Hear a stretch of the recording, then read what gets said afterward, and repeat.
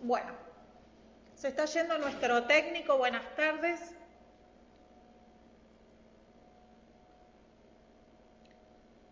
Parece que hoy vamos a hacer poquitos. Me parece que el frío nos está atacando a todos.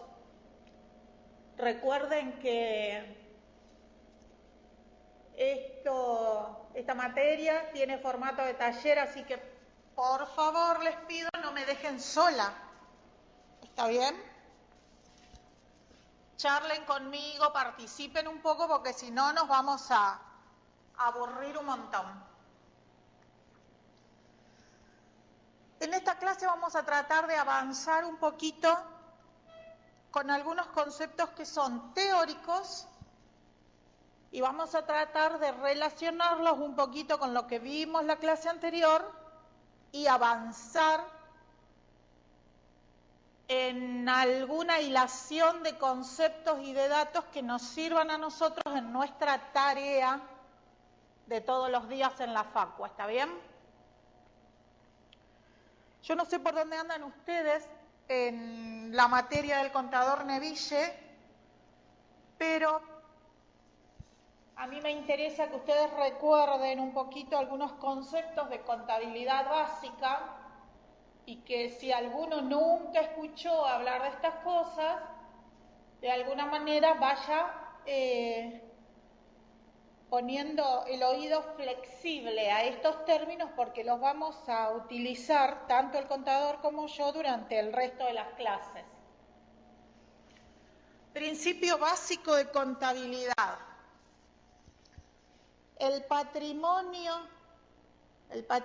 neto, o sea, todo lo que yo tengo, todo lo que conforma el patrimonio de una persona física, jurídica, institución, empresa, lo que sea, siempre está dado por la diferencia entre lo que tengo y lo que debo, por la diferencia entre el activo y el pasivo, ¿sí?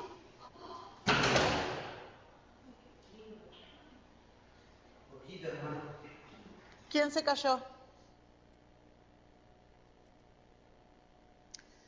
Si nosotros nos paramos en esta definición que parece muy rígida y muy dura y decimos que siempre nuestro patrimonio es la diferencia entre lo que tengo y lo que debo, es la diferencia entre el activo y el pasivo, nos va a resultar más fácil entender cómo se maneja y cómo se mueve el flujo de fondos y de papeles en nuestra facultad.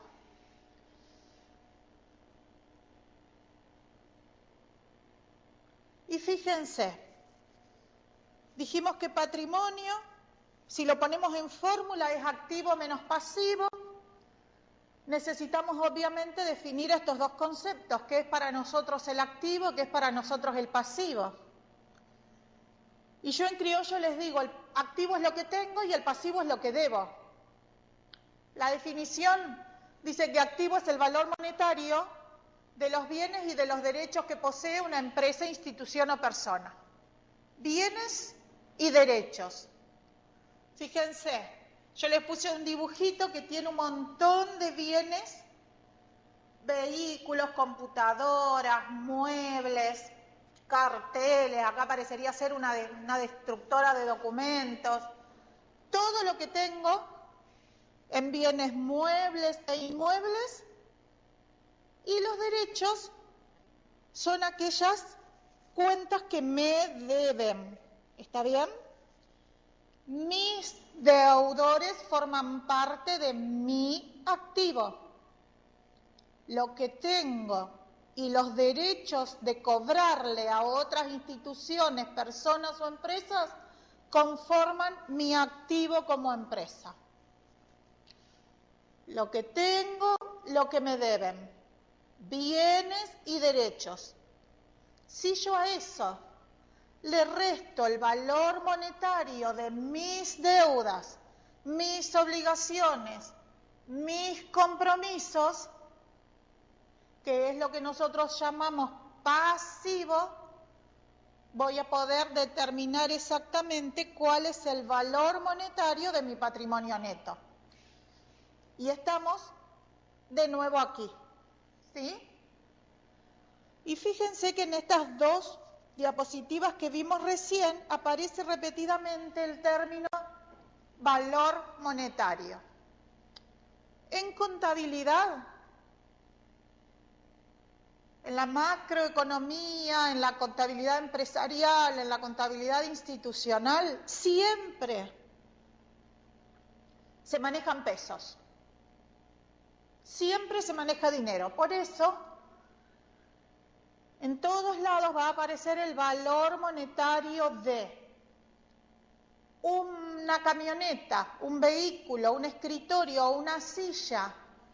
Se traducen dentro de mi patrimonio en pesos, porque mi patrimonio, porque mi activo y mi pasivo tienen una valuación en pesos. Entonces, que yo tenga una silla o 3 sillas importa tanto como el valor que le asigno a cada una de esas sillas, obviamente para poder relacionarlo con lo que me deben, con lo que debo, y así poder obtener el monto real de mi patrimonio. Y siempre tengan en cuenta que el valor del patrimonio de una empresa es en realidad el valor de la empresa en sí misma, es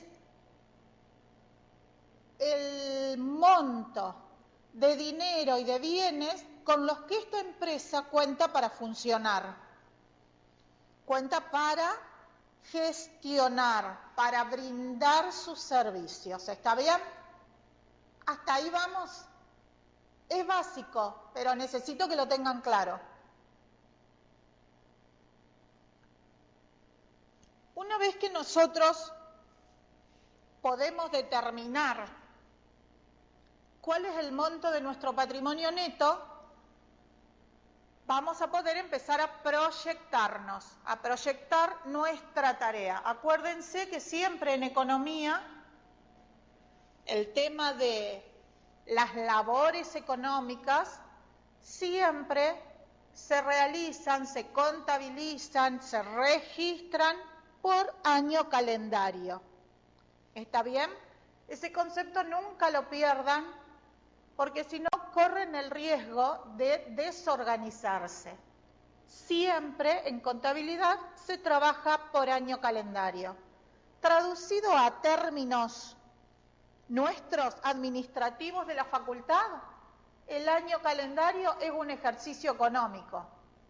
Entonces nosotros vamos a tener registraciones contables y ejecución presupuestaria siempre dentro de un ejercicio económico que va perfectamente alineado con un año calendario. ¿Está bien? Así como nos va quedando claro esto de que el activo de una empresa o para nosotros de la universidad, de la facultad, del Estado, nuestro, en la economía de nuestro hogar, el activo es todo lo que tenemos más todos los derechos, más todo lo que nos deben, el pasivo es todo lo que debemos y la diferencia entre esos dos es el patrimonio neto. Vamos a ir aclarando que hay varios tipos de activos y también varios tipos de pasivos, todos con igual importancia y todos deben ser tenidos en cuenta. ¿Está bien? Profe. ¿Sí? Una consulta de Resistencia, buenas tardes. Buenas tardes. Tomando lo que es plenamente la facultad, o sea, la institución, la UTN, donde nosotros dependemos de una coparticipación, le podríamos decir, de un presupuesto que otorga el rectorado para cada una de las regionales. Ese presupuesto va a ir variando, depende de la regional, por la capacidad, la cantidad de materia, la cantidad de carrera, la cantidad de alumnos, la cantidad de docentes y no docentes. Eso se toma como un activo en el comienzo del periodo, ¿no? O sea, es nuestro activo base y después tenemos producido propio, que es otro ingreso de activo. Bien. Es exactamente así. Para nosotros, y fíjense que aquí lo vamos a empezar a ver más claro, nosotros de alguna manera tenemos efectivo, platita, contante y sonante en nuestras facultades, los producidos propios, ¿sí? Eso es lo que para nosotros en las facultades sería este activo circulante que ustedes ven en el primer bloque de conceptos, que son estos activos, estos bienes que se pueden hacer dinero efectivo en un plazo no mayor a 12 meses. Durante este ejercicio yo sé que los puedo gastar. Ese es el activo circulante. Groseramente diríamos la caja más el banco más lo que nos deben.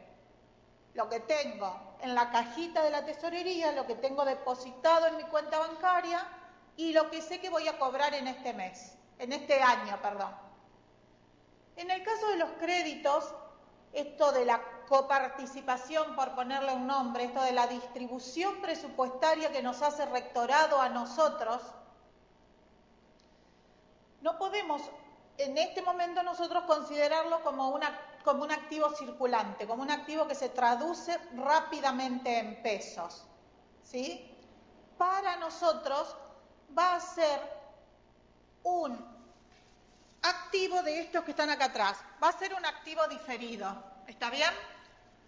Tengo permiso para gastar, pero no lo tengo en mi oficina, no lo tengo en mi facultad. Y fíjense que en el recuadro anaranjado dice gastos pagados por adelantado, alquileres, seguros, papelería. Es como que forma parte de mi activo, pero está ahí. No puedo ir hoy y gastarlo. Tengo que realizar determinados pasos, respetar determinadas normas y luego, ya después lo vamos a ver bien, pero luego de realizar toda una ejecución presupuestaria me voy a encontrar con ese dinero en la mano. No obstante, es un activo que yo voy a poder utilizar para llevar adelante todo mi trabajo. En este caso dice sus programas, para llevar adelante mi función como universidad, que es esto de formar ingenieros. Y luego tenemos este activo fijo, que de alguna manera es lo que estamos acostumbrados a ver en la facultad. Muebles, vehículos, el equipamiento, el edificio propiamente dicho forma parte del activo. En este caso en particular del activo fijo. ¿Por qué los diferenciamos? Porque nosotros tenemos que tener claro que hay una parte de nuestro activo que es lo que es efectivo, lo que es dinero, sería la manera más fácil de nombrarlo, que podemos utilizarlo inmediatamente, es de disposición inmediata. Tenemos otra parte que es fija y que no la podemos utilizar como plata, nunca, porque la facultad no sale a vender ni muebles, ni vehículos, ni equipamiento, ni los edificios. Entonces, si bien tienen un valor monetario, no nos sirven más que para ser usados. Son bienes que sirven en la medida que tengan utilidad, en la medida que nosotros los utilizamos para desarrollar nuestras actividades, y luego en este activo diferido para nosotros aparece esta parte de los créditos presupuestarios que vienen del Estado Nacional, obvio, pasando por el Ministerio, pasando por la universidad y llega a la facultad. Del mismo modo que tenemos estas distinciones de los tres tipos de activos, tenemos una división entre los tres tipos de pasivo. Esto está simplificado, ¿no? Si ustedes se van a libros de contabilidad van a encontrar más tipos de activo y más tipos de pasivo específicos y relativos a cada empresa o a cada trabajo en particular.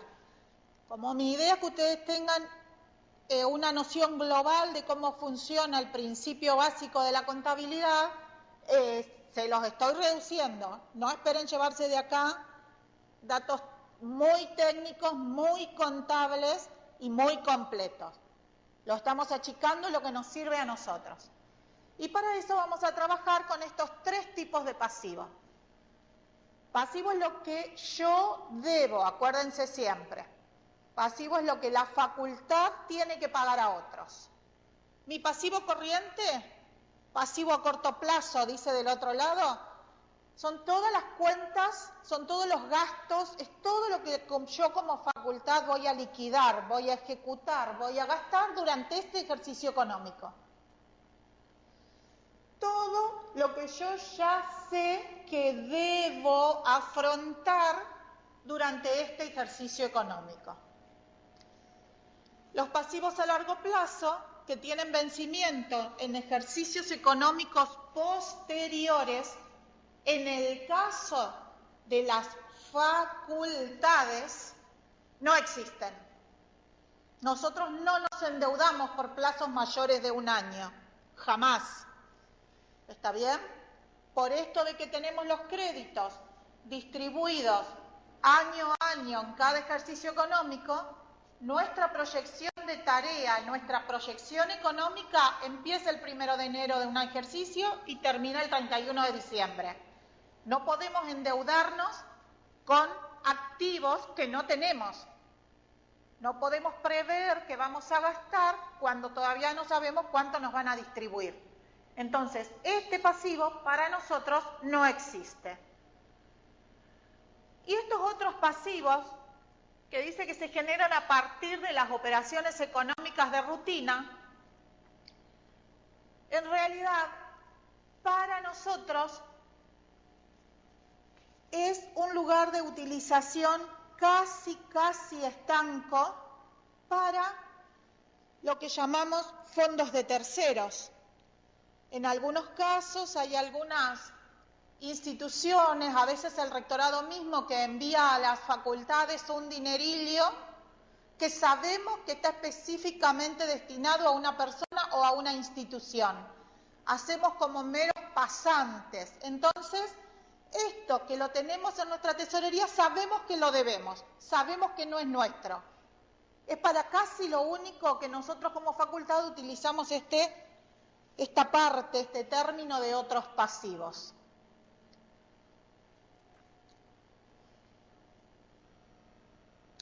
Y si nosotros consideramos, y ya sabemos como cierto, que en el activo tenemos los créditos presupuestarios como de disponibilidad a lo largo del ejercicio, que tenemos los producidos propios para disponerlos durante el ejercicio y que tenemos todos esos bienes que nos permiten trabajar y sabemos cómo clasificar nuestro pasivo, vamos a encontrarnos con lo que dice el Estatuto Universitario, que específicamente compone el patrimonio neto de la universidad. Y se los traigo a esta definición o a esta constitución del patrimonio neto según lo que dice el estatuto, para que ustedes puedan ir relacionando esta macroeconomía con la micro, esta contabilidad básica con la contabilidad que nosotros usamos todos los días. ¿Qué cosas constituyen el patrimonio de la Universidad Tecnológica? Después les voy a explicar esta palabrita, el patrimonio de afectación. Por ahora, digamos, el patrimonio de la Universidad Tecnológica. Como primera medida, los bienes que actualmente le pertenecen a la universidad. Hay un apartado especial que dice los bienes que, aún siendo propiedad de la nación, se encuentran en posición efectiva de la universidad. Se trata básicamente de los edificios cuando no han sido transferidos patrimonialmente. Vieron que a veces el BID CONICET o la universidad nos compra determinados equipamientos para los laboratorios. Esto se daba más hace unos años atrás, cuando la ejecución la hacía en una medida más importante el rectorado que nosotros. Hay facultades que quizás estén todavía funcionando en edificios que no son propios, pero que los tienen que cuidar como si lo fueran, porque los tienen cedidos o prestados. Entonces, son parte del patrimonio neto de la facultad. de la universidad. Y fíjense que incluye los bienes que ingresen en el futuro, todo lo que nosotros ya sepamos que vamos a comprar, y lo dice clarito, que tanto sea en título gratuito o en título oneroso. Título gratuito es lo que nos entra sin que nosotros paguemos. Una donación, por ejemplo, un recurso humano, en este caso es considerado parte del patrimonio neto también. Nosotros somos una parte importante y tenemos un valor económico para la universidad, aunque a veces nos hagan creer que no. Y es oneroso todo aquello por lo cual la universidad debe pagar. Si quiere comprar una computadora va a tener que pagar 14.000 mangos, no hay opciones. Entonces, lo que tengo que es mío, lo que tengo pero que es del Estado Nacional y lo que voy a comprar, lo que voy a adquirir, lo que voy a recibir en principio, durante este ejercicio económico. Y fíjense que deja bien claro el estatuto que a los fines de esta definición, de este artículo, comprende la denominación de universidad tanto la universidad como las dependencias. Eso a nosotros, ¿qué nos dice? Que esta disposición de patrimonio neto es válida para la universidad, para las facultades, para las unidades académicas, para los institutos tecnológicos, para los anexos, para todo. Los bienes propios, los que son del Estado Nacional y los que voy a adquirir. Y acá aparece un concepto del cual hasta ahora, me parece que la clase pasada lo tocamos, pero muy por arriba, que es el concepto de fondo universitario. El fondo universitario es un concepto que se hace importante en épocas de crisis. Fíjense que según el apartado A, dice que el fondo universitario está constituido por los recursos no utilizados al cierre de cada ejercicio económico. Me parece que el martes pasado le dimos nombre y dijimos que lo que nos sobra en la ejecución de un ejercicio pasa a formar parte en el ejercicio económico siguiente del remanente. ¿Se acuerdan de esa palabrita? La relacionamos con la fuente de financiamiento 16 la semana pasada. Entonces vayan haciendo ustedes relación entre los conceptos de activo, los conceptos de patrimonio neto y este concepto que aparece ahora de fondo universitario. Si yo ahorro un poco de presupuesto este año, además de lo que me distribuyan el año que viene, voy a tener un poco más para disponer para el ejercicio económico próximo. El remanente de ejercicios anteriores, que es como le decimos los administrativos, siempre se redistribuye entre un ejercicio y el otro. En la práctica pasa así. Yo cierro mi ejercicio económico, determino que del dinero que me habían asignado para equipamiento en ciencia y tecnología, me sobraron 100.000 pesos. No los ejecuté. Rectorado, cuando recibe mi cierre del ejercicio, se da cuenta que me sobraron esos 100.000 pesos.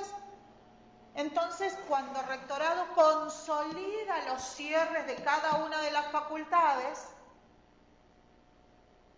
abre este fondo universitario con todos los remanentes, con todo lo que le sobró a todas las facultades, y luego, en el ejercicio siguiente, hace borrón y cuenta nueva, junta todo y distribuye de nuevo a las facultades.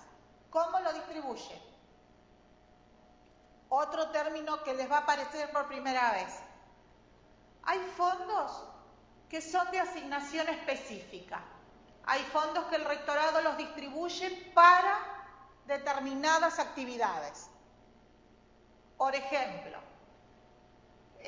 lo que distribuye para afrontar o para llevar adelante proyectos del SPU, lo que distribuye para las becas de ciencia y tecnología, lo que distribuye como un programa de innovación para determinado laboratorio.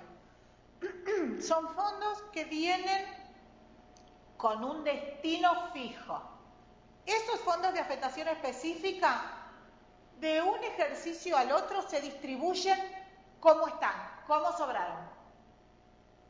Ahora, cuando nos sobra platita de este presupuesto, ¿se acuerdan de esta distribución que hacen por pautas presupuestarias normales del inciso 2 y del 3? Que sirven para garantizar el funcionamiento de las facultades durante un ejercicio. Si me sobra de esa distribución, no tengo garantizado que me devuelvan todo. ¿Por qué? Porque fíjense lo que dice acá. La Universidad Tecnológica podrá emplear el fondo universitario para sufragar cualquiera de sus finalidades.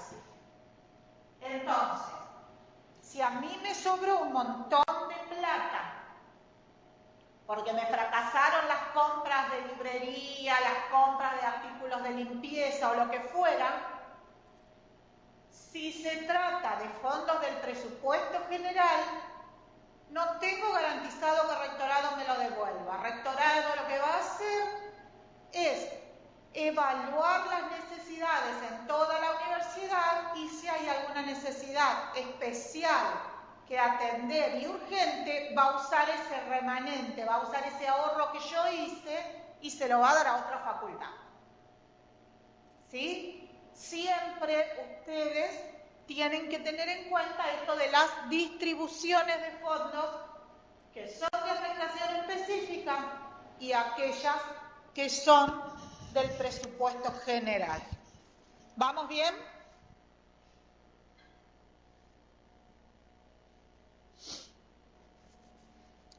Y acá vamos a ir cayendo nuevamente a lo que hablamos cortito al finalizar la clase anterior. Y vamos a empezar otra vez a ponerle nombre propio, el nombre que los administrativos usamos a cada uno de los conceptos que vimos recién.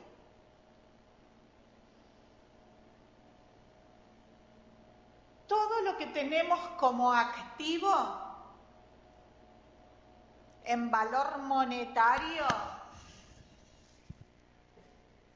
excepto los bienes, ¿no? Porque los bienes no son de disposición libre.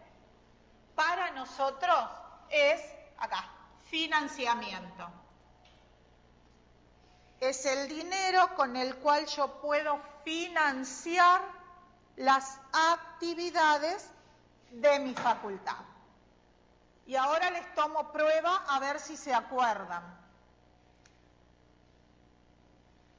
Contribución del Tesoro. Nosotros el martes pasado le pusimos un numerito, un código asociado.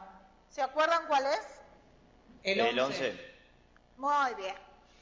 Fuente de financiamiento 11.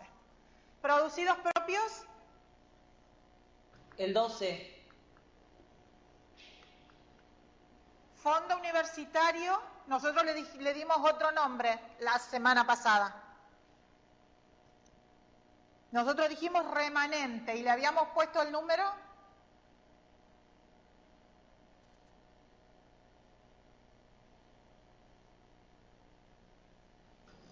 ¿16, profesora? Bien, muy bien, el número 16. Y tenemos una suerte de financiamiento externo que habitualmente no la tenemos en realidad. Hace muchos años que no tenemos financiamiento externo, que para nosotros funciona como dinero que trasciende los límites de nuestro Estado nacional.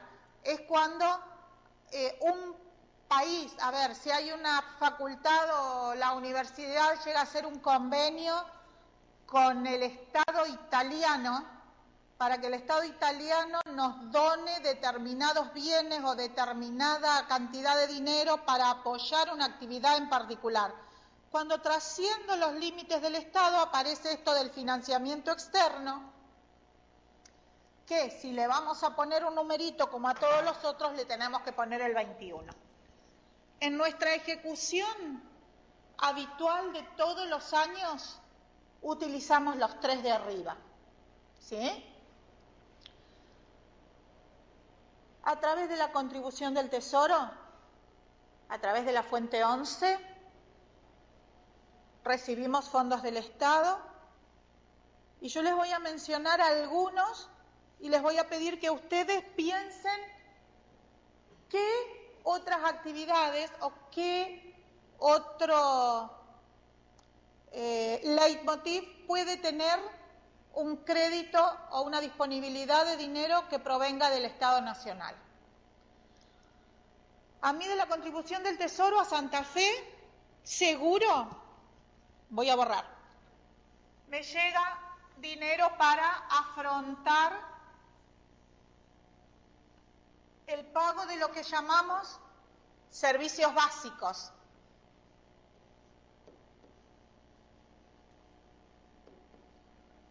¿Sí? Seguro.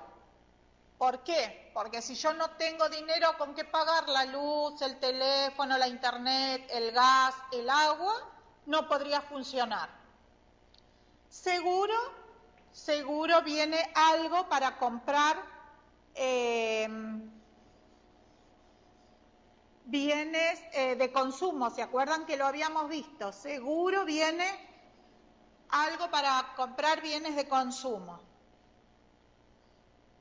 Y casi con seguridad,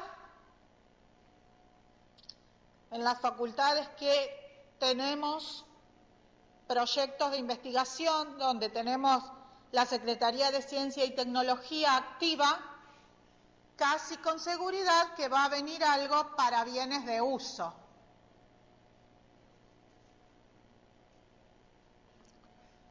Y esto lo digo casi con seguridad porque, por ejemplo, hoy todavía no distribuyeron más que servicios básicos y bienes de consumo, porque solo distribuyeron créditos según pautas presupuestarias. Pero ¿qué otras cosas, qué otros conceptos creen ustedes que el Estado Nacional financia, que el Estado Nacional aporta dinero para que se realicen actividades en las facultades?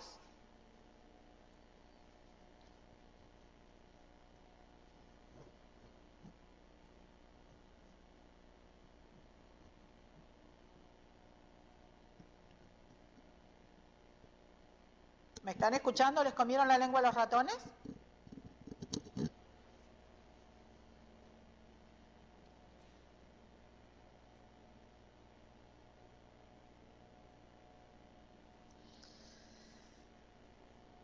Aparte de estas 3 cosas tan básicas, siempre o casi proyectos siempre, de investigación. Ahí está. Siempre o casi siempre, lo vamos a dejar para después, tenemos alguna distribución para atender proyectos.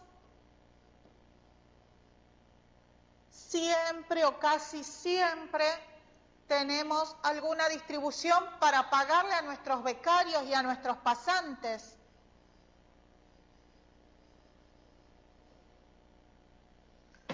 Por lo menos. ¿Sí? Y si ustedes se acercan a las actividades y a los papeles que se mueven en la administración, van a ver que cuando viene una distribución de crédito por contribución del Tesoro, va a tener arribita de todo un cartel grande que diga esto es fuente 11, fuente de financiamiento 11, contribución del Tesoro, o en el caso de que se trate del fondo universitario del remanente va a decir 16, pero ¿se acuerdan que dijimos que funcionaban presupuestariamente de la misma manera? siempre que recibamos fondos de la contribución del Tesoro, del remanente, las resoluciones por las cuales la Universidad Tecnológica distribuye crédito a las facultades dejan perfectamente establecido en qué puedo gastar. Me va a decir, tenés 100.000 pesos para comprar bienes de consumo y tenés 300.000 para pagar servicios. Me va a decir, tenés 50.000 pesos para pagar becas, o me va a decir, tenés 130.000 para pagarle los honorarios a los investigadores. Nunca me mandan una bolsa de dinero sin decirme en qué la puedo gastar. Vamos a ver más adelante que todo esto viene de la mano y viene relacionado con el presupuesto nacional, que está dividido en un montón de pequeños ítems, en un montón de conceptos del gasto. Y entonces, para nosotros poder respetar este nomenclador de gastos del Estado, que es el que usa desde el presidente Macri hasta nosotros, que somos tristes escribientes de libros contables en algunos casos, utilizamos la misma codificación. Entonces, ya cuando el rectorado nos distribuye el crédito, nos dice, OJ, que solo lo podés gastar en servicios, en becas, en lo que sea. Y aquí viene lo bueno de las facultades que tienen producidos propios. Los producidos propios, que se acuerdan que habíamos dicho el martes pasado que eran los dineros que la facultad recaudaba desde su tesorería, por convenio, por dictado de curso, por dictado de posgrado, por lo que fuera, por servicios a terceros. Una vez que el dinerillo entra a la tesorería y se registra con un recibo oficial de la facultad,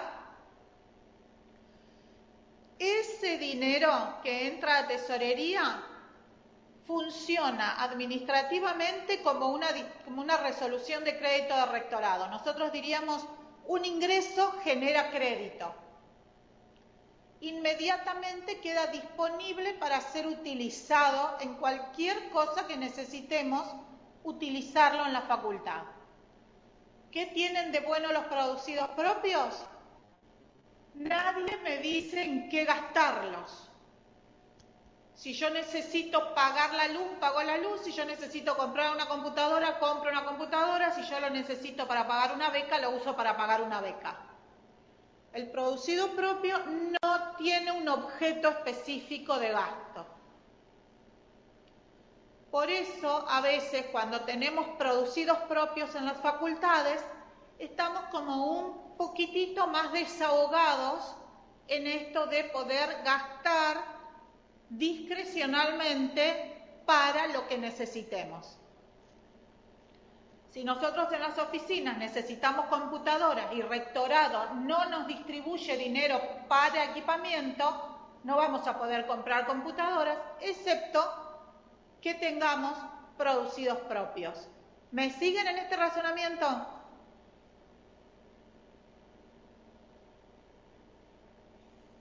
Sí, profe. Bien.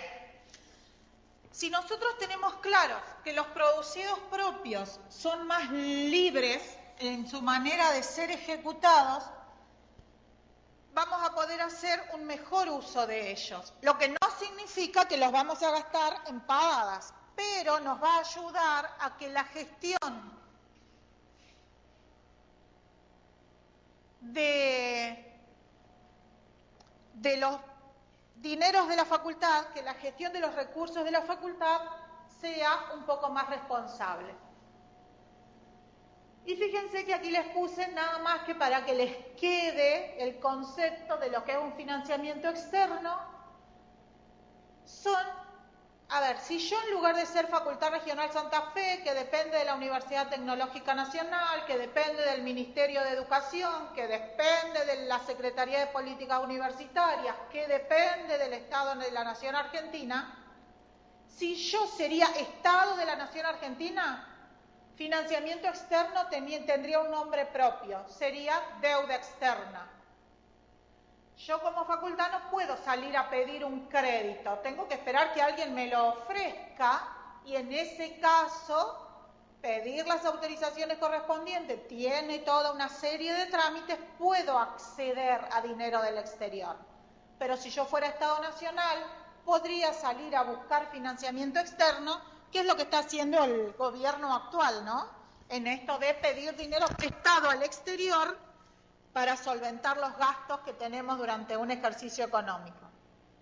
Fíjense, otorgados por gobiernos u organismos internacionales destinados a financiar cualquier cosa, gastos de operación o gastos de consumo. Y aquí vamos a empezar a trabajar con esto que ya un poquitito hicimos el martes pasado también, de empezar a desglosar lo que es nuestro nomenclador de gastos. Tengan en cuenta que el nomenclador de gastos es utilizado por todo el Estado, nacional, provincial, municipal, por todos los ministerios, por todo el Estado nacional, usa el mismo nomenclador de gastos. Tiene el nomenclador de gastos, a ver si me acuerdo, no vaya a ser que me haga la loca y meta la pata. Tiene un montón de campos separados. Siempre el primer campito que tiene el código largo del nomenclador de gastos es la fuente de financiamiento. Siempre acá va a estar 11, 12, 16, siempre los primeros dígitos del código que establece el nomenclador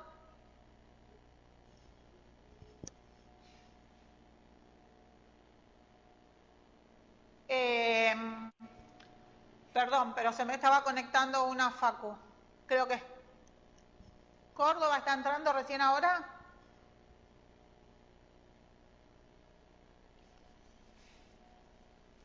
Profe, Resistencia, sí. Te consulto.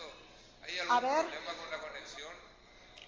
Y yo acá lo único que vi recién es que entraba una llamada que creo que fue la Facultad Córdoba que la atendí. Creo que no. Ustedes me dirán, si tienen problemas, lo llamo a Julián.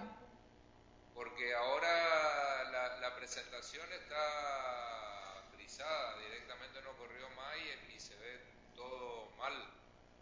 ¿Se ve feo? La escuchamos mal y la vemos mal también. Bueno, yo lo voy a llamar a Julián, ténganme paciencia un instante. Sí, vaya tranquila, ¿no?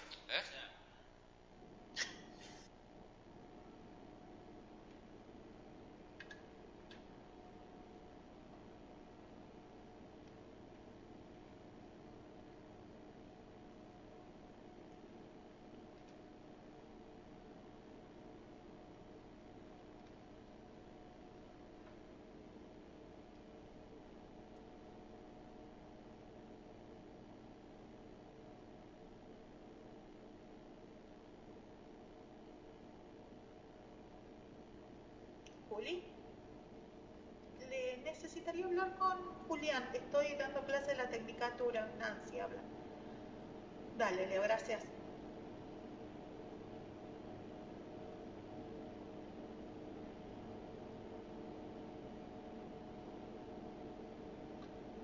Sí, tengo gente de Resistencia que me dice que me escucha cortado y que la presentación se está viendo feo. Como para que se venga y pegue una miradita. Dale, gracias, Leo.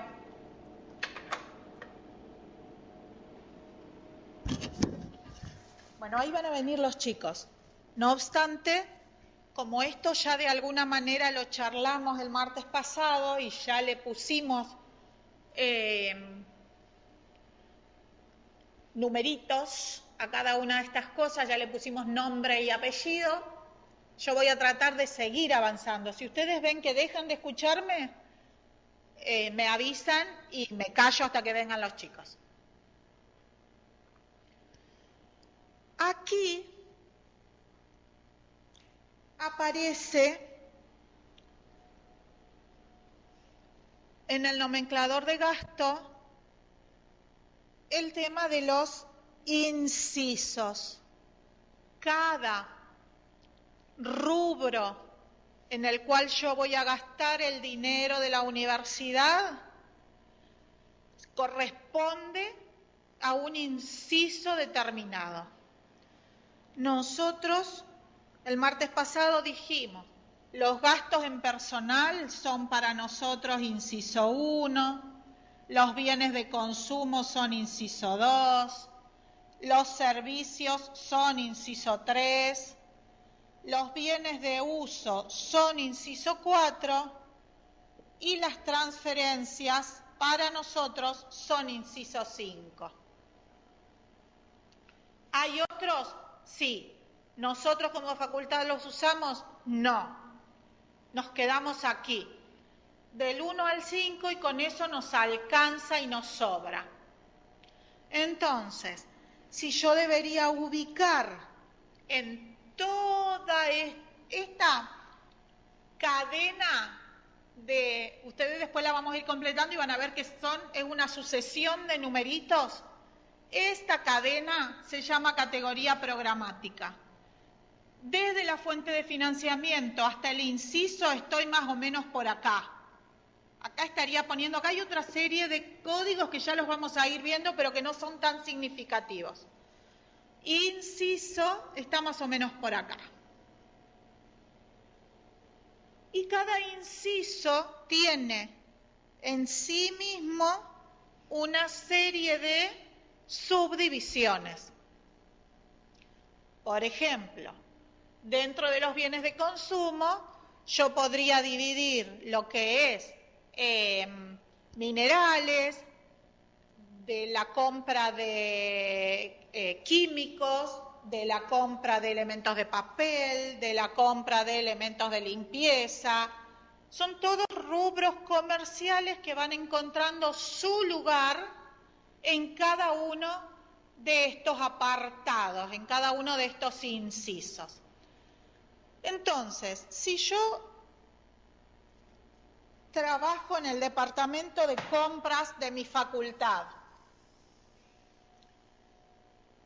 y viene alguien y me dice, yo necesito comprar, ahí paro un poquitito porque llegó Julián, a ver si por favor le dicen exactamente qué es lo que está pasando con la transmisión ahora que él puede entender.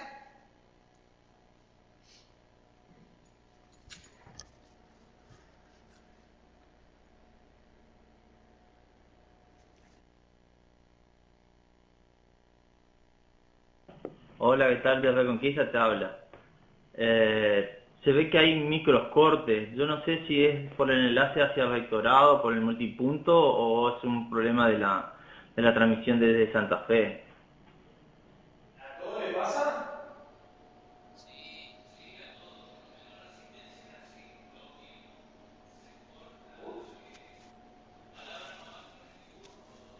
No se escucha, no sé quién está hablando.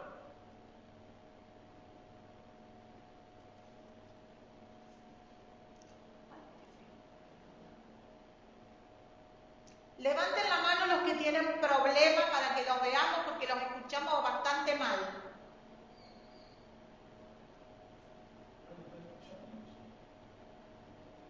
De Reconquista tuvimos problemas, pero el que planteó, el que habló fueron la gente de Resistencia. No están más. Aquí, Reconquista están allá.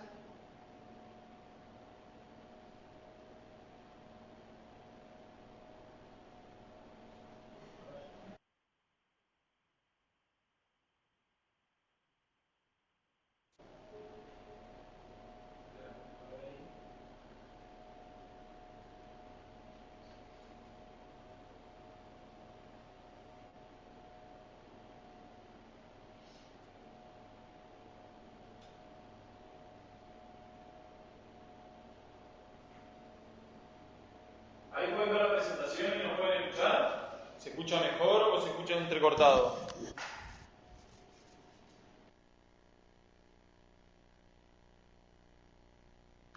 De Paraná se ve bien y se escucha bien.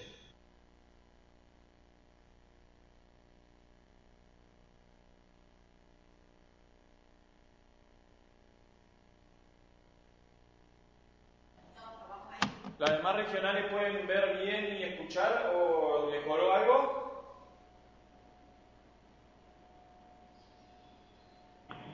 Hola, ¿qué tal? De Reconquista se ve bien y se escucha bien. El tema es que no lo hace siempre. Ajá.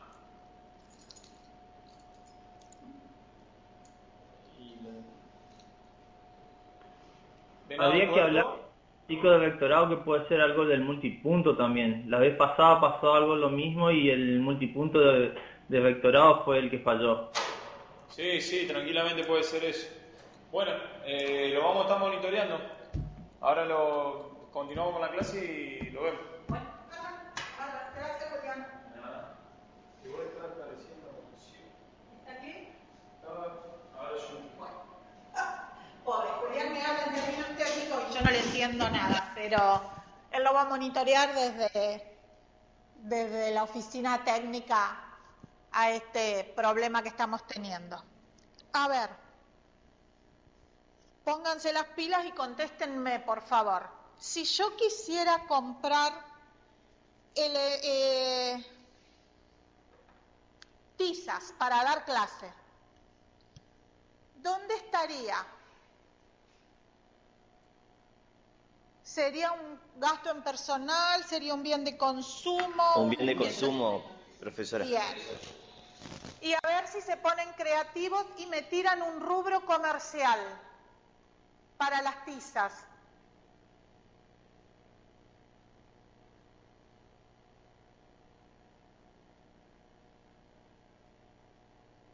¿Dónde se compran las tizas? Librería. En una librería. Bien. Artículos de librería. Y en los artículos de librería, según ustedes, que son bienes de consumo, ¿qué otra cosa podría incluir? Fibrones. Papel, fibrones para pizarra, Bien. borradores. Primera cosa que tienen que tener en cuenta en todo esto, papel siempre es un rubro aparte. ¿Sí? Papel va solo. Háganme acordar antes de que terminemos la clase que les diga por qué papel va solo. Artículo de limpieza. Bien. Artículos de limpieza son bienes de consumo. ¿Qué más?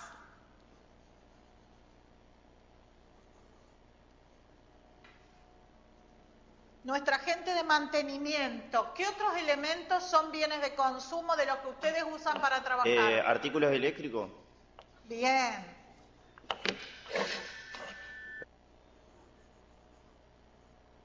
Electricidad. ¿Qué otros elementos? Ferretería. Y ahí los voy a empezar a envidiar. ¿Ustedes compran artículos de cafetería? ¿Compran elementos alimenticios por la facultad? No, ferretería.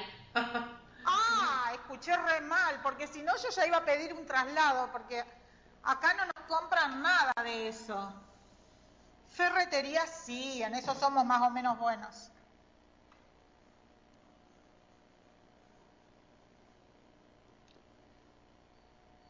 Y en realidad, los alimentos y las bebidas también forman parte del inciso 2 del rubro bienes de consumo, alimentos y bebidas. Pero,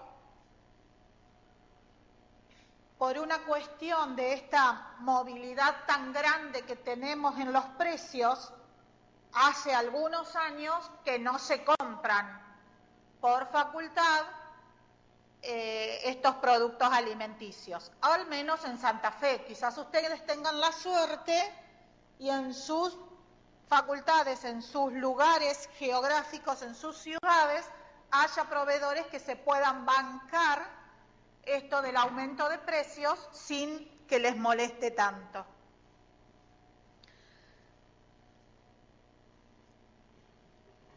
Todos estos rubros comerciales,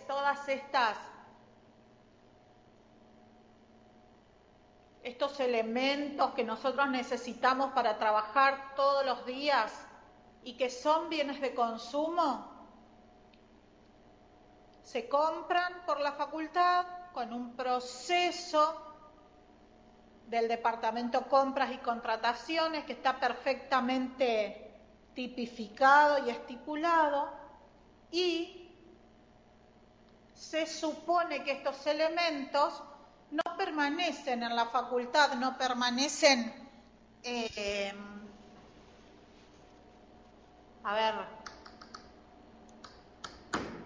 no encuentro el término, como que desaparecen durante el ejercicio económico.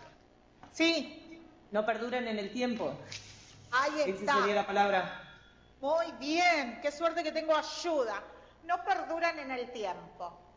Yo los compro y los declaro como un gasto. ¿Está bien?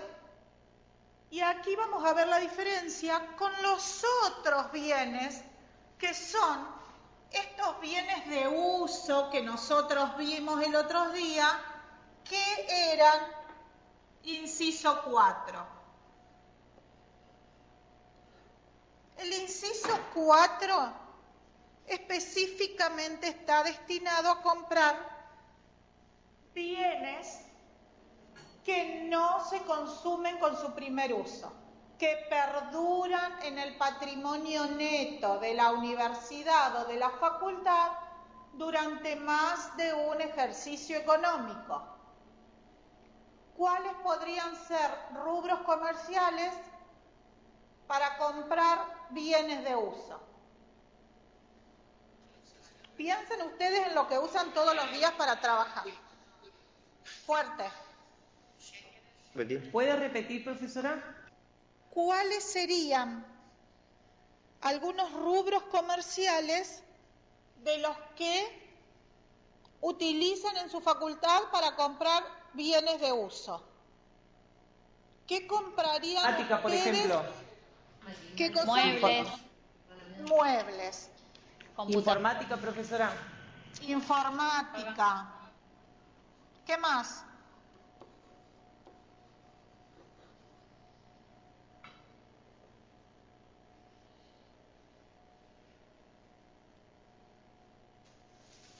A ver, no escucho nada. Equipamiento para por ejemplo. laboratorios. Ay, bien. Y ojo acá.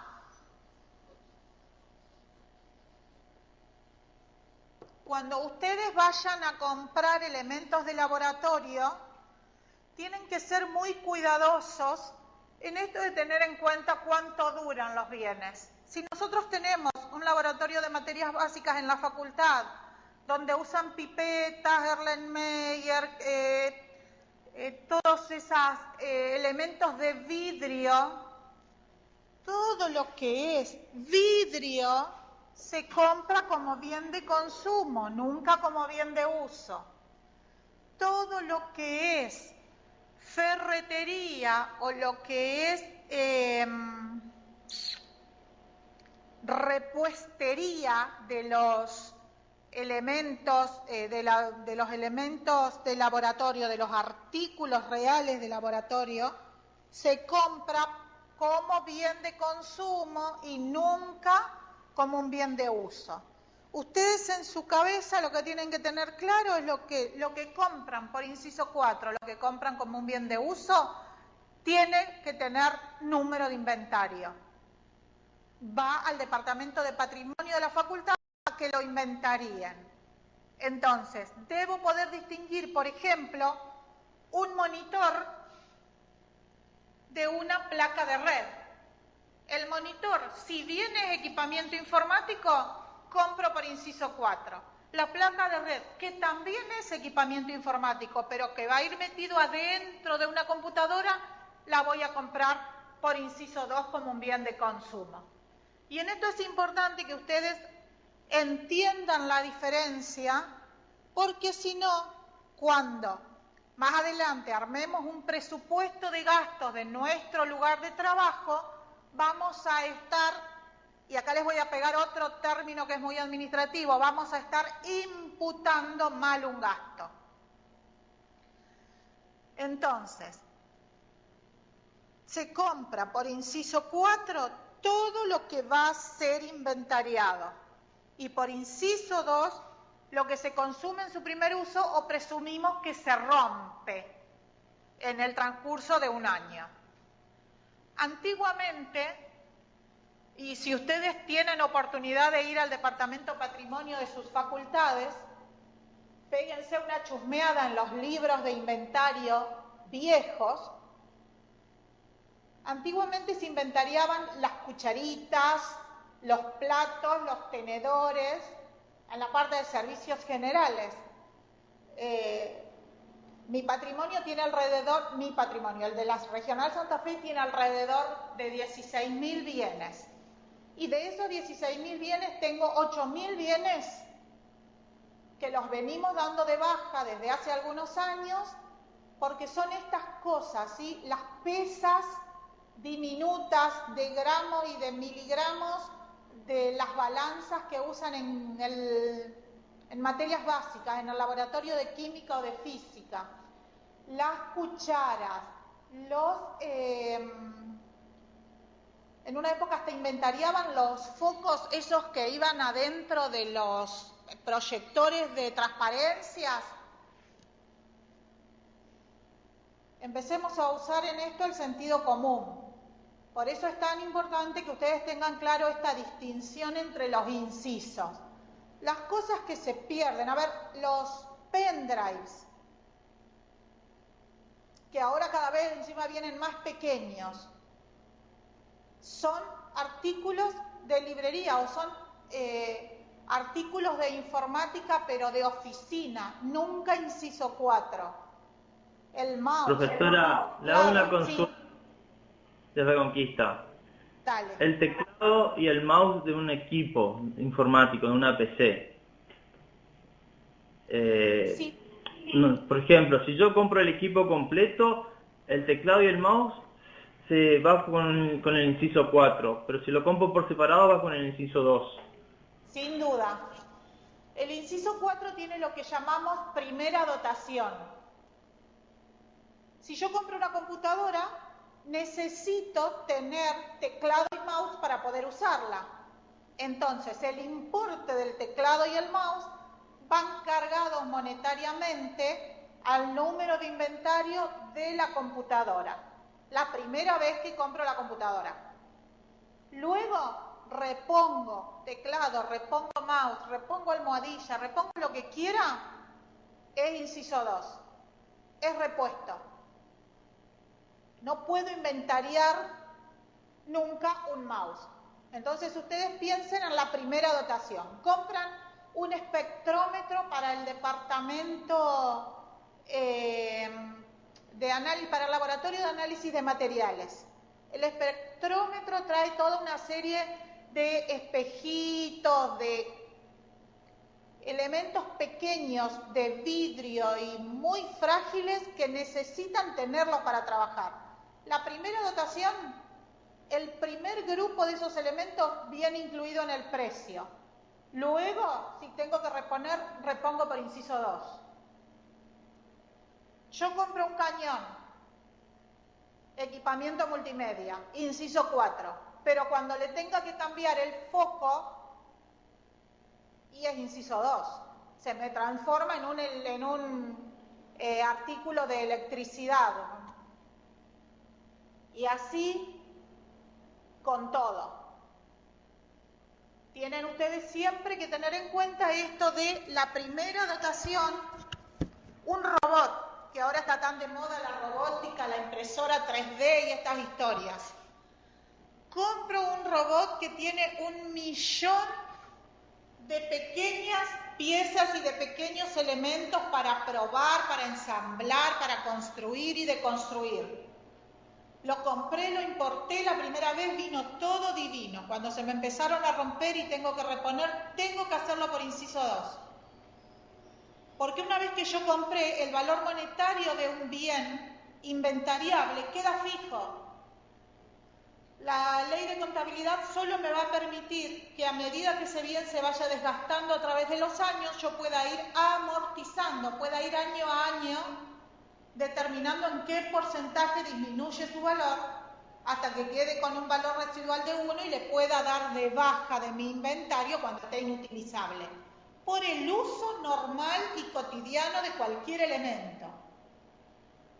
Pero cuando yo compro elementos que van a ir como repuestos o como accesorios de los bienes de uso que ya adquirí, tengo que usar por fuerza el inciso 2 porque yo no puedo incorporarle valor a un bien ya adquirido con anterioridad. Ese concepto para nosotros no existe.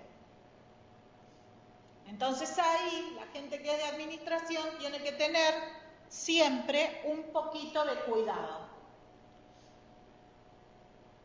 Y como un consejo de vieja administrativa, siempre cuando ustedes estén en duda de qué comprar, con qué inciso, vayan y pregúntenle a la gente de patrimonio de sus facultades.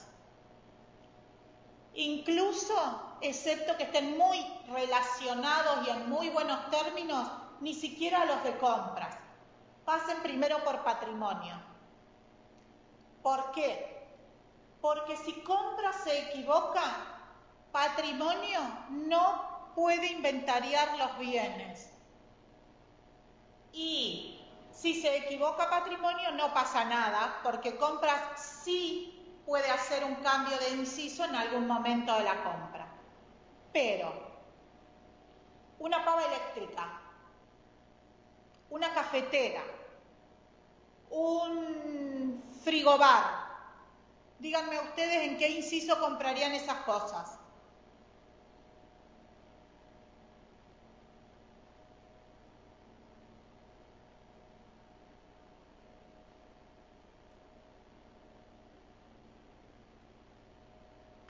¿En el 4, profesora? Bueno, de tarea vayan a patrimonio y averigüen. No hay manera de inventariar una pava eléctrica, una cafetera, un microondas. La heladera sí, pero de determinada cantidad de pulgadas para arriba. Un frigobar no se puede inventariar. No se puede inventariar, por ejemplo, las memorias de los equipos, sean internas o externas. No hay cómo inventariar un disco rígido, aunque salga 4.000 mangos. ¿Sí? No hay cómo inventariar una lente para los microscopios. No hay cómo inventariar un pie. Si hoy compramos la pantalla y el año que viene queremos comprar el pie. En eso tienen que tener cuidado. Porque el nomenclador patrimonial del Estado es muy rígido.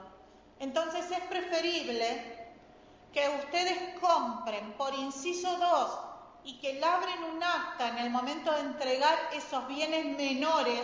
El concepto es bienes menores o herramientas menores contablemente. Es preferible que la compren por el inciso 2 y que labren un acta para que la persona que los recibe admita responsabilidad sobre el cuidado de esos bienes que tratar de inventariarlos después de haberlos comprado por el inciso 4. Porque no van a poder hacerlo, porque desde el patrimonio del rectorado los van a querer colgar a los de patrimonio de su facultad y porque necesariamente siempre, y esto grábenselo, el que tiene razón es el que patrimonia, es el que pone número de inventario, porque el lugar más rígido de la contabilidad es patrimonio. El resto tiene cierta flexibilidad, pero nunca patrimonio. Entonces, todo lo que son herramientas menores, pala, aunque no sea tan menor, pala, rastrillo, cortadora de césped, todo lo que sean estos pequeños utensilios que usamos cuando pasamos muchas horas en la facu, la cafetera, la pava eléctrica, el calentador, los que compran los calentadorcitos esos para calentar el agua, todas esas cosas no se pueden inventariar. Entonces, sepan comprar por inciso 2 esas cosas pequeñas. Usen esos rubros que son herramientas menores o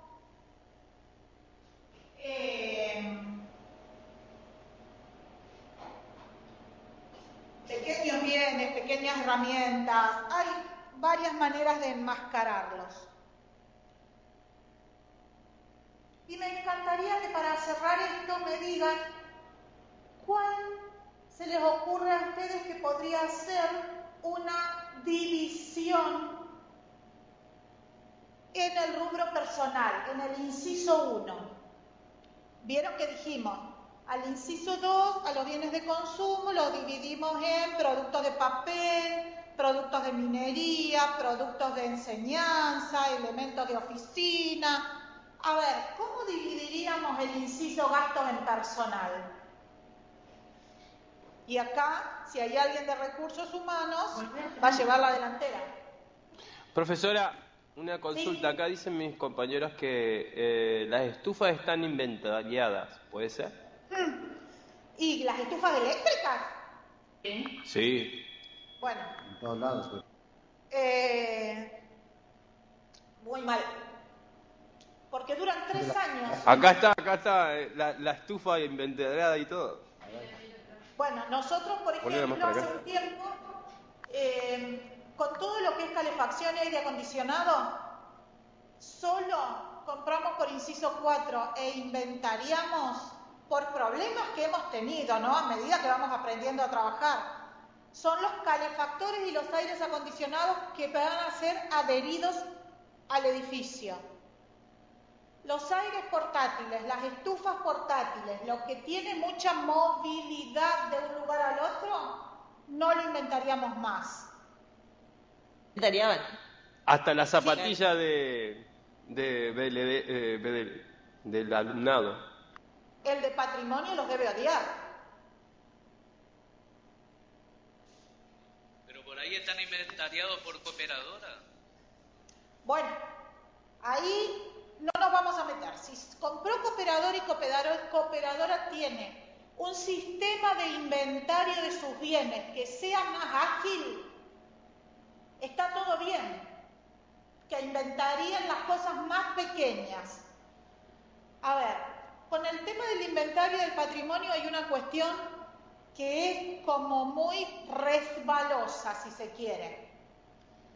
Si yo compro un ventilador y lo inventarío, es probable que permanezca en la facultad más tiempo que si no lo inventaría. Porque ya si tiene número de inventario, si tiene sello, si tiene el código de barra, difícilmente se lo roben. Lo que no está inventariado es como que no tiene dueño, entonces es muy fácil sacarlo del aula de informática y llevarlo al departamento de alumnado, y del departamento de alumnado al laboratorio de química, y cuando acordé, no sé más dónde está el ventilador. Por una cuestión de seguridad estaría bárbaro inventariar todo. Por una cuestión de reglamentación y de dificultad en el proceso de baja de los bienes, es conveniente no inventariar. Dar de baja un bien en el patrimonio de la facultad o de la universidad supone un trámite larguísimo. Por ejemplo, primero, hay que tener en la facultad un espacio donde acumular los elementos que se rompen, los bienes que dejan de servir. Hay una impresora que la arreglamos 1000 veces. Cuando no anda más, tenemos que tener un lugar donde desecharla, pero no la podemos tirar.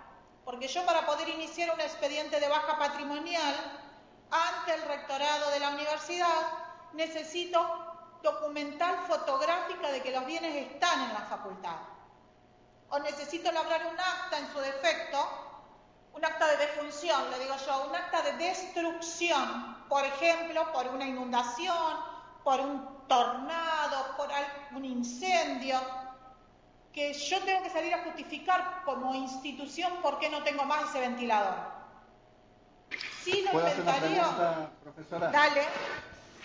Es decir, nosotros acá en la regional hemos tenido problemas, por ejemplo, con temas de libros, que a veces quedan totalmente caducos en cuestión de tiempo y de la información, y hemos querido, por ejemplo, donarlo a una escuela técnica o pasarlo, y se nos hace imposible. Sí. Con el tema de los libros es aún un poquito más complicado. Yo ya te cierro el tema de los libros. Déjame terminar con el proceso de baja normal para que ustedes tengan en su cabeza cómo sería. Yo necesito tener un lugar que sea como un depósito de cachivaches. Cuando junto un lote de cachivaches de no menos de 50 elementos, porque si no el rectorado no te los toma, esto no está escrito, pero la realidad es que si no, no vale la pena iniciarlo al expediente porque no progresa nunca. Vos tenés que tener los 50 elementos con copia documental fotográfica de que los tenés. Primero, tenés que ofrecerlos como donación a otras instituciones. Mínimo 3 instituciones. Tenés que asegurarte, obviamente, de que esas 3 instituciones te digan que no los quieren, porque el proceso de donación es más largo todavía que el de baja. Entonces, debo ofrecer a otras instituciones asegurándome de que me respondan que no los quieren. Con esas 3 negativas, recién puedo armar el expediente de baja que va a ir al rectorado.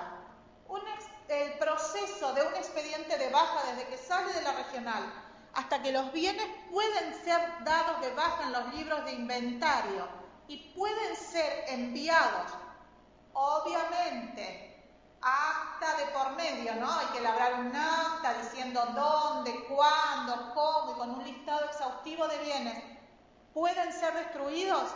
Ese trámite demora no menos de 8 meses. Y si les llega a agarrar el fin del ejercicio, en el medio del proceso tienen que volver a empezarlo el año que viene, con lo cual pasan 3 años y todavía no tenemos los bienes bajados del inventario. Por eso es que, aunque a veces perdamos seguridad y tengamos que estar siendo creativos en esto de ver cómo logramos que quien recibió la estufa no se la lleve a la casa, queda feo decirlo, pero es un ejemplo grosero,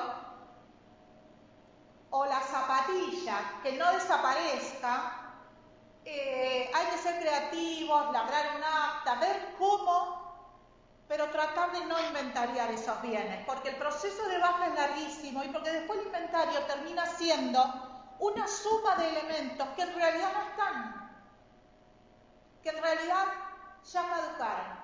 Es como les pasa a ustedes con los libros. Los libros se deshojan, se quedan sin tapa, se quedan obsoletos porque las nuevas tecnologías avanzan, porque los temas se ponen viejos, porque los programas educativos van cambiando también. Si no nos sirve a nosotros, tampoco le va a servir a una escuela secundaria. Si no nos sirve a nosotros, más que para recortar palabras en un jardín de infantes no les va a servir. Entonces debemos poder darlos de baja, pero el proceso de la baja patrimonial es muy largo, es muy engorroso, es muy exhaustivo, es muy detallista y se los digo en criollo, es un cargo, es re difícil hacerlo. Se hace, pero tenés que tener gente que esté 100% puesta en este proceso de llevar adelante los expedientes de baja para sanear el patrimonio. Nosotros encaramos un saneo de nuestro patrimonio y Yo asumí la dirección en el 2011, te diría que en el 2012, y vamos tomando un departamento docente o una secretaría por ejercicio. Y a veces en un ejercicio económico no logramos dar de baja los elementos en desuso que tienen en un laboratorio, por ejemplo. No llegamos. Y vamos y hacemos inventario y las cosas faltan y damos vueltas hasta que logramos formar y encontrarnos con los elementos, fotografiarlos. No, chicos, el proceso de baja patrimonial es muy engorroso. Entonces, las pequeñas cosas no las inventarían. Si es por cooperadora no pasa nada, porque el inventario de una cooperadora o de una fundación sube y baja con mucha más rapidez. Es un proceso que, si bien es administrativo, son trámites más rápidos. Y entonces está bien.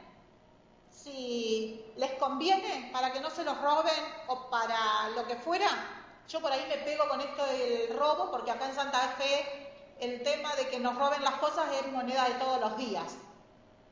No sé en las facultades de ustedes, ojalá no sea así.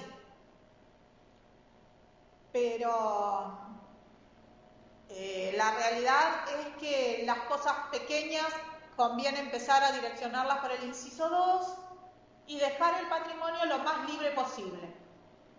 Porque todo lo que queda en el patrimonio, hasta que es dado de baja patrimonialmente con estos expedientes que yo les estaba contando recién, tienen un valor residual que no es 0, tienen un valor residual 1. Entonces, de repente, si yo en el transcurrir de 10 años compré 100 estufas o compré 100 zapatillas y las tengo inventariadas, yo tengo 100 pesos en zapatillas, 100 pesos en estufa, 100 pesos en cucharitas, 100 pesos en mouse, 100 pesos en teclado, y cuando acuerdo mi patrimonio, el valor monetario de mis bienes no concuerda con el valor real, aunque los amortice. Y yo necesito, como empresa, como institución, saber verdaderamente cuánto vale mi patrimonio. ¿Sí? Recapitulemos. Yo después, si ustedes quieren, hacemos una ampliación del tema patrimonial. Nos tomamos un rato y les traigo bien escrito, bien para que ustedes lo puedan leer, cómo es el proceso de baja patrimonial. Para dar de alta es re fácil, pero para bajar los bienes del patrimonio es muy lento.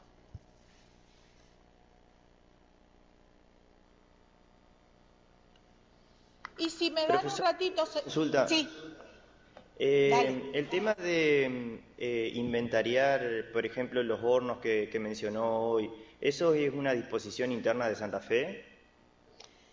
En realidad no es tanto una disposición interna, es una manera de trabajar. ¿Está bien? ¿Por qué?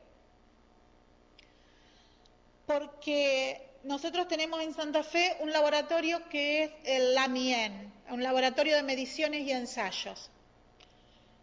El LAMIEN se dedica específicamente a ensayar elementos, todos estos elementos eléctricos, utensilios eléctricos, antes de que las empresas los pongan en el mercado, para ver el índice de falla, la resistencia de los materiales, la resistencia de los circuitos y esas historias. Entonces, cuando la MIEN empieza a funcionar fuertemente en esta facultad, es como que empezamos a tomar conciencia de la fragilidad de estos elementos y buscamos la manera, y ahí como que hilamos con la cantidad de elementos que teníamos inventariados y que ya no los teníamos, porque si se rompe una pava eléctrica, la tiramos y nadie tiene el cuidado de llevarla al lugar de rezago donde amontonamos todos los bienes para dar de baja. Entonces nos pusimos atentos y nos pusimos a ver en nuestro inventario cuántas cosas teníamos inventariadas y que nunca íbamos a poder dar de baja. ¿Por qué? Porque no estaban más. Entonces no podía ni siquiera fotografiarlas. Y obvio, a ver, si yo me quiero poner en retrucha, fotografío una pava nueva y se la mando a Pelequia como si fuera la pava que compré hace 20 años. Todo se puede truchar, pero la idea es que empiece a primar la transparencia. Entonces, de a poquito fuimos viendo cuáles eran las cosas que se perdían, que desaparecían, que se rompían, cuáles eran las cosas más frágiles y que menos duraban en el patrimonio, y fuimos migrando las compras hacia el inciso 2 de esos elementos. Tenemos nuestro listado, pero no está escrito en ningún lado, ¿eh? Es un modo de trabajar. Ni siquiera tiene forma de disposición interna, de resolución, ni de nada.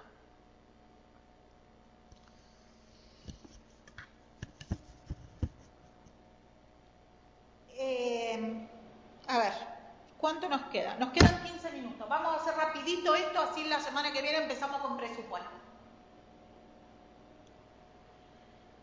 Hay una serie de gastos que realiza el Estado, sobre todo en el inciso 3. ¿Se acuerdan que dijimos que el inciso 3 era el inciso de los servicios? Hay algunos servicios básicos en los cuales como que estamos esclavos a determinadas empresas. En cada ciudad hay un proveedor de electricidad, hay uno o dos proveedores de teléfono, uno o dos proveedores de gas. La distribución es más bien geográfica que comercial. Y entonces con los servicios básicos por ahí no nos metemos mucho. El Estado en realidad no se mete mucho. Pero hay otra serie de rubros dentro del inciso 3 que tienen mayor espectro, mayor apertura comercial, como es el tema de los combustibles, de los pasajes aéreos, de los seguros, de la compra de automotores. Y entonces, de alguna manera, las políticas del Estado nacional en su conjunto han ido afectando la manera de afrontar estos gastos en las pequeñas instituciones como somos nosotros. Este gobierno que tenemos actualmente no tiene un modelo tan proteccionista del Estado como la instancia política anterior. Pero las medidas que tomó el gobierno nacional anterior todavía están vigentes para la administración pública. ¿Qué les quiero decir con esto? Hemos heredado del gobierno anterior alguna normativa que hoy todavía nos afecta y nos condiciona qué y cómo comprar. Específicamente en 4 rubros. ¿Cuáles son esos rubros? Aquí te leo los títulos más. Haberes, automotores, combustible, telefonía celular y pasajes aéreos. Y ahí vuelvo otra vez para atrás. El gobierno anterior en estos conceptos en particular adoptó un modelo proteccionista del Estado muy rígido y muy duro y de alguna manera nos obligó a comprar a determinadas empresas y determinados bienes.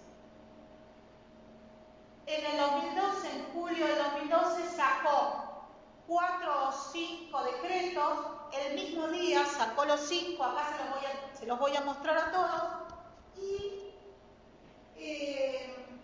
como que se pusieron muy específicos en controlar estas instancias. El pago de haberes para la Administración Pública Nacional solamente puede ser hecho a través del Banco de la Nación Argentina. Decreto 1187. Yo ahí abajo se los puse copia textual, ¿no? Antes del 2012 nosotros podíamos ir al Banco Vica, podíamos ir al Credit Coop. De hecho, quizás ustedes han venido cobrando por otros bancos en lugar de Banco Nación con anterioridad, pero en el 2012 toda la administración pública empezó a cobrar haberes por el Banco Nación. No hay opciones, todavía está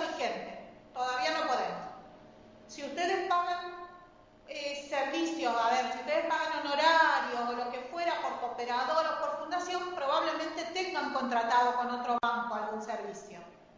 Pero a partir de julio del 2012, creo que es del 11 de julio del 2012, el pago de haberes de la Administración Pública Nacional solo se hace por el Banco Nación. A ver, ¿qué tiene de bueno? Toda la información de toda la administración pública está centralizada en el Banco Nación. ¿Qué tiene de malo? El Banco Nación es un elefante de burocracia. Entonces hay muchas cosas que con los bancos privados las podríamos hacer más ágilmente que con el Banco Nación no podemos. Pero bueno, no nos podemos salir del Banco Nación, de manera que a joderse, a aguantarse, cobrar haberes por el Banco Nación hasta que este decreto sea derogado. Otro tema es el de la compra de vehículos. Nosotros antes podíamos ir a Nación, a Maco, a cualquier concesionaria y invitarlas a un concurso de precio, a una licitación para que nos venda una Traffic, un utilitario, lo que fuera. Hoy, desde el 2012 no podemos. Solamente podemos utilizar la figura del leasing, que es el contrato por el cual empezamos a pagar un vehículo como si fuera un contrato de alquiler y después de determinada cantidad de años el vehículo pasa a ser propiedad de la institución. Yo les voy a ser honesta, en Santa Fe no lo usamos nunca. El último vehículo que compramos fue en el 2010, de manera que no les puedo contar mucho cómo funciona el tema del leasing de vehículos, pero hoy ustedes no podrían como facultad ir a comprar un vehículo libremente en el mercado. Y a ver, cuando yo digo libremente en el mercado, obvio que tiene que seguir los procesos del decreto de compra. Una licitación pública, privada, lo que fuera, va a ser lo mismo. Después lo vamos a ver. Para el combustible pasa lo mismo. Si cualquier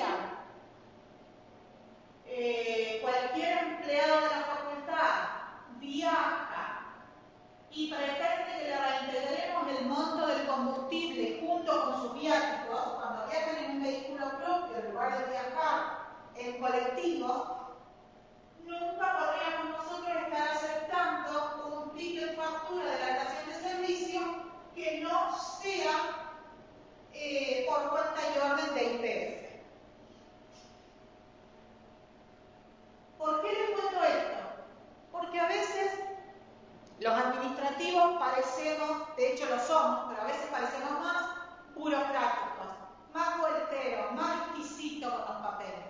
La realidad es que si yo pago un ticket de combustible de Shell, cuando yo vaya a rendir los papeles, el SPU me los va a devolver y yo voy a estar 2 años después tratando de cambiar un comprobante porque me rechazaron una rendición. Entonces, más vale tener el ojo atento. Si ustedes van a viajar en su vehículo y tienen que pagar nafta para que después la facultad se los reintegre, paguen el IPF, porque los administrativos no les van a pagar, o no deberían al menos. Echa la ley, echa la trampa. Eso siempre ocurre igual, así que por ahí hay gente que le da más bolilla a la normativa, gente que le da menos bolilla, y eso está bien. Cada uno trabaja de la mejor manera que puede. Lo mismo pasa con la telefonía celular. Y acá les voy a pegotear un poquito lo que les dije del papel. ¿Por qué? Porque aparece por primera vez esta palabra de acuerdos marcos implementados. El Estado Nacional firmó acuerdos marcos para la adquisición de algunos bienes. Por ejemplo, todo lo que es telefonía celular, el Estado Nacional tiene acuerdos marcos firmados por determinados paquetes de servicios con determinadas empresas. Entonces, antes de contratar una línea de celular para la facultad, con cualquier empresa vayan a consultar los acuerdos marcos. Con el papel hay acuerdos marcos, entonces yo no puedo incluir el papel en una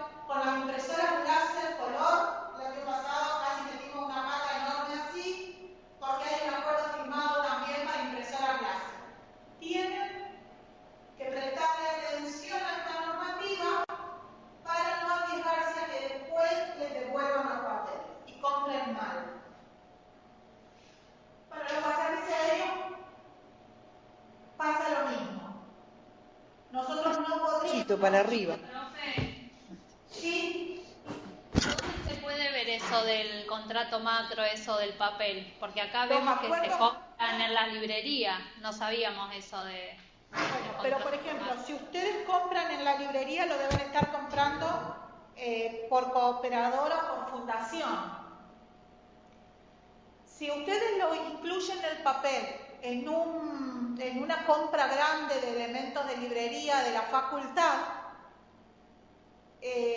ahí estarían en problemas. En realidad, vos ves los acuerdos marcos en la página de Argentina Compra, la página que usa el departamento de compras para nomenclar, para codificar todas las compras. Es un portal de internet que está siempre actualizado, en algunas cosas no es muy amigable, pero es confiable. Ahí están publicados todos los acuerdos marcos. ¿Sí? Mi consejo, cuando ustedes vayan a comprar cosas que no compran habitualmente, o por ejemplo, ahora que yo les vengo a avivar estas historias, vayan, lean en Argentina Compra, lean los acuerdos marcos, los grandes rubros o los pequeños elementos y compren bien. El papel en realidad está mucho más barato en el acuerdo marco que acá en las librerías, por ejemplo. Y la impresora láser color que compramos el año pasado, también la compramos a la empresa con la cual firmó el Estado. Es una empresa de Córdoba y la compramos bien y barata. Porque es como que ellos realizan la importación o realizan la reserva de elementos y logran buenos precios.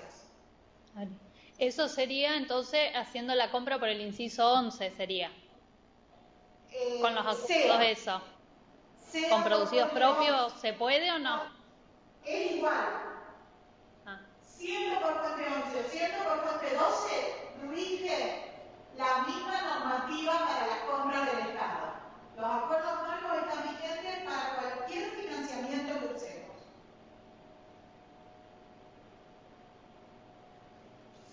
Gracias. Salvo que use cooperadora o fundación. ¿Sí? Con los pasajes aéreos pasa lo mismo. Solo Aerolíneas o Austral, bueno, Austral creo que no está más. Y esto tiene una salvedad que yo lo aprendí, el decreto no lo dice, pero lo aprendimos del SPU, aquellos lugares donde Aerolíneas no llega, vieron que por ahí los investigadores van a congresos en el exterior, a pequeñas ciudades en Europa, por ejemplo, que no llega Aerolíneas Argentina.